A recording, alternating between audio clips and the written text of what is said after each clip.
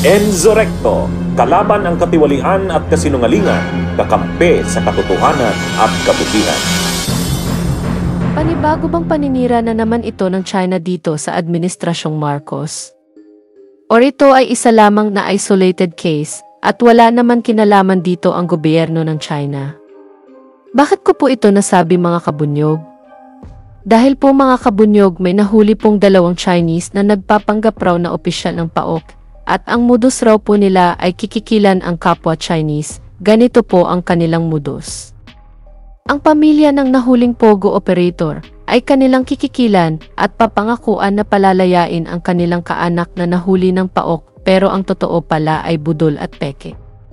Yan po ang kanilang modus. Ngayon, ito po ang naglalaro sa aking isipan, padala ba ito ng China? Or isolated case lang ang nangyari? At isa itong mga sindikatong Chinese na napadpad dito sa Pilipinas, dahil po mga kabunyog kung sakaling hindi ito nahuli, posible po gagawa na naman ng kasiraan ang China sa Pilipinas.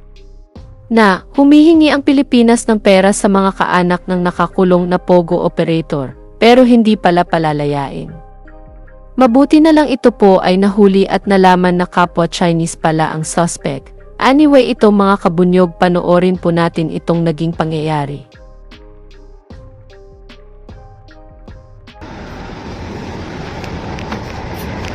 Yes, it's not our Akash. Yeah, your ID. My ID inside of my bag.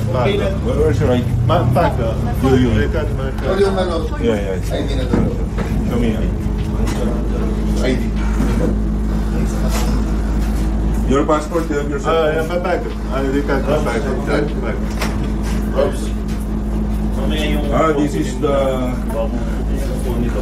immigration ID. And American. This is your immigration ID. Where's your passport?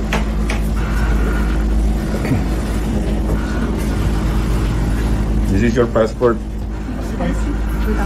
Is that you? That you? Huh? How old are you? How old? 26. Huh? 26? You're very young. Makeup. So you work, meron siyang Dole ID. So, you work in Pogo before? No. What? No. Ito yung passport mo sila. Ito. This is your passport. This is yours. Sir, kailangan yung translator, sir. Dati ka bang nasa serbisyo? Ano ka? Army? Bakit? Awol ka ba? Hindi. Hindi ka awol ngayon? Nasa serbisyo ka pa? I mean po, hindi man po ako. Honorable naman po. Honorable, so kailan ka pa nawala sa serbisyo? 2015. So nagda-drive ka sa mga Pogo? Yes, sir. Dito lang po. Sa kanila, gano'n ka katagal na rin? 4 months pa lang. 4 months. So yung dati mong trabaho, ano? Ano po ako? Yung hospital, yung mga restaurant. Ha? Yung mga restaurant po. Yung binabantayan mo. Dati mong sinisecurity ha? Mga may-ari ng restaurant. Yes. Where's your Dole ID and immigration ID? Immigration. What's the main thing? Immigration, like your ID, like? Like another ID. Yeah. Another Where idea. other My cell phone maybe how, but I have a cell phone. they got my cell phone. Okay, you get yung cellphone niya, kunin yung ID niya. About you, you have ID? Cellphone also? Cellphone? Ikaw, ID mo? Ha? Ano ka ba? Driver ka lang? Ha? So, hanapin mo yung baka burahin. I-open. I will need your ID. Ano yan?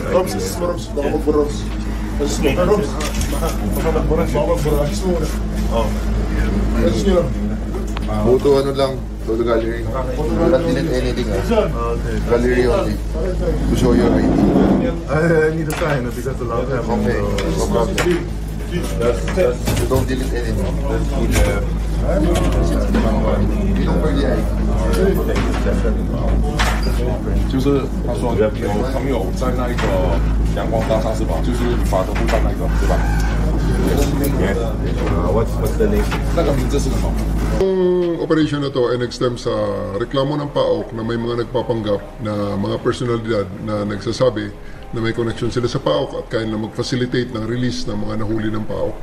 So humingi ng tulong sa atin ng PAOK regarding this matter. Nag-set tayo ng entrapment at ito, may nahuli tayo kagabi sa isang car dealership na 3 tao. So lahat sila, 3 Chinese, pure Chinese at hindi nakakapagsalita ito na straight at hindi natin naintindihan. So lahat sila pinick up natin, dinala natin sa opisina natin at kinuha ang kanilang mga identities. So mga foreigners lahat ang mga to. Then after verification, tinignan namin ang aming mga conversations dahil ito ay isang entrapment operation. Na-find out namin na itong isa lang talaga ang kausap natin. So ang mga walang pakialam at hindi kasali sa kaso, pinapa-release na namin para itong focus namin ay dito na lang sa isang natira na talagang nakita namin na nagpe-pedal ng influence supposedly para makatulong sila sa mga hinuli ng PAOK na mapa-early release sila kung habang detention sila ay nabibigyan sila ng kanilang mga amenities like sigarilyo, pagkain at kung ano pa mga pangailangan nila which are all against the regulations ng PAOK. Ano daw po yung may nasingil silang pera mula doon sa biktima natin? Ang reklamo dito is that previously meron silang ang mga nagreklamo rito ay nakapagbigay na daw ng 1 milyon sa kanila pero hindi pa rin na-release ng PAOK ang kanilang kamag-anak. Kaya nung nagsabi na magdagdag sila ng pera, in-entrap na natin, nagset tayo ng entrapment. At tinakot din po ba sila nito? Tinakot na? Tinakot po ba, nagbanta po ba na hindi na po makapalaya kung hindi magdadagdag ng... Yes, may mga ganun silang sinasabi na pag hindi kayo makapagbigay ng pera rito, ay tuloy-tuloy na yan at i-deport kung ano-anong gawin sa kanila based sa kanilang mga influensya ang gagamitin. And we have to actually emphasize na ito ay mga foreigners, mga Chinese, laban sa kanilang kapwa Chinese na binibiktima rin nila. Chief, base po sa investigation nyo, ano bang background mo nito ating suspect? Bakit siya malayang nagawa niya po? Bakit siya confident na gawin yun? Nakapag-usap tayo sa kanilang mga principals. May mga pinadalang mga representatives ang kumpanya nila.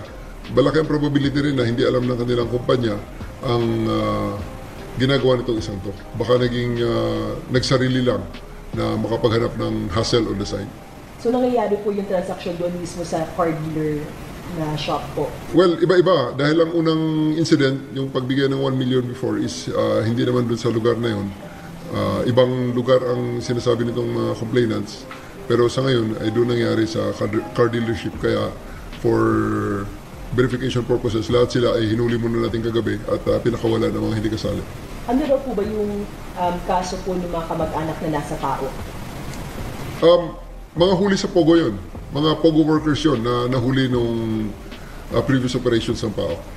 Last na lang po, Chief, may mensahe po ba kayo sa ating publiko po, lalo na po sa mga gumagawa po ng ganitong illegal? Sa ating mga kababayan, may mga nakikita kayo dyan sa paligid na mga hindi ka nais-nais, pwede nyong iparating sa amin.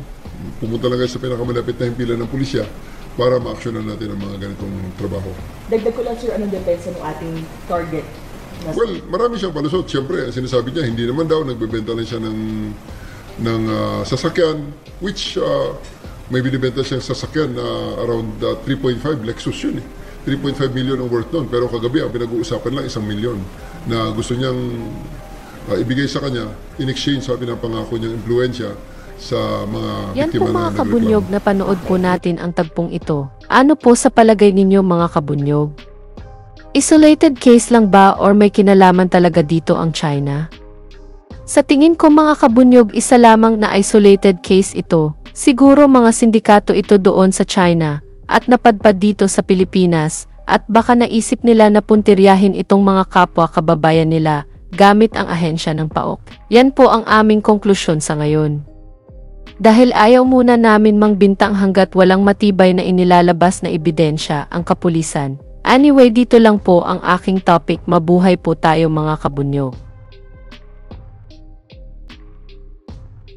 Bunyog, bunyog, halikan na kasama ka.